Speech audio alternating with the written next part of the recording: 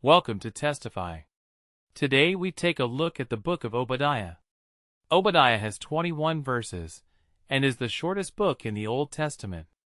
It has a series of poems about divine judgment against the people of Edom, a nation set on the Dead Sea, a neighbor to Israel. The history of the people of Edom is that they shared a common ancestry with the Israelites. They both belonged to the family of Abraham.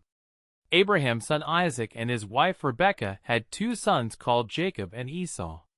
These brothers had a tense relationship. The brothers later received the names Israel and Edom, which eventually became the names of their families, who had the same difficult relationship as their ancestors.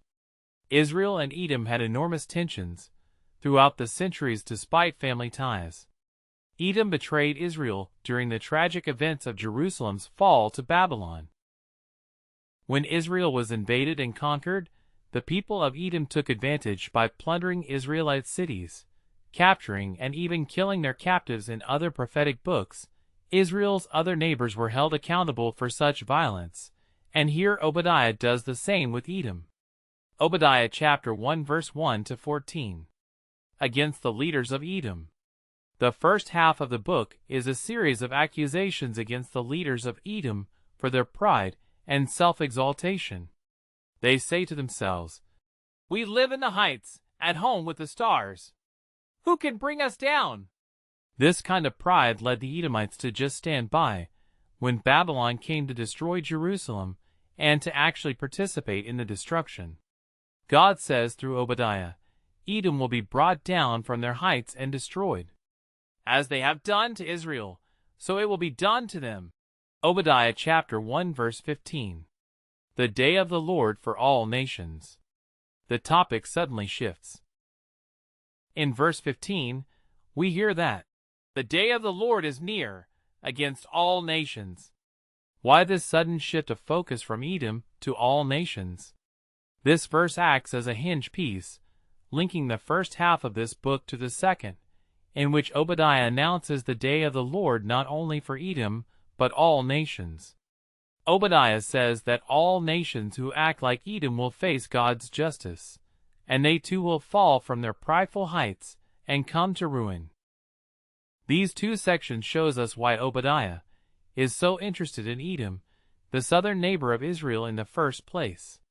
He sees Edom's pride and fall as an example or image of how God will one day confront the pride among all nations and bring about their fall. It's hardly coincidental that in Hebrew, the word Edom is spelled with the same three letters as the word for humanity, Adam. Even though these are different words, the wordplay shows that, for Obadiah, Edom's behavior is typical of all the nations and deserves to face justice. Obadiah chapter 1 verse 16 to 21. Hope for the restoration of God's kingdom. However, from all the books of the prophets, God's judgment is never his final word. Look back at the conclusions of the two previous books, Joel and Amos. Joel had painted a picture of what happens after the day of the Lord against all nations. He said that God would perform a new act of salvation in Jerusalem, that all who humbled themselves and called upon him would be delivered. Amos said that after the day of the Lord had judged Israel's evil, God would one day raise up the house of David and build a new kingdom for Israel that would include Edom and all the nations that bear his name.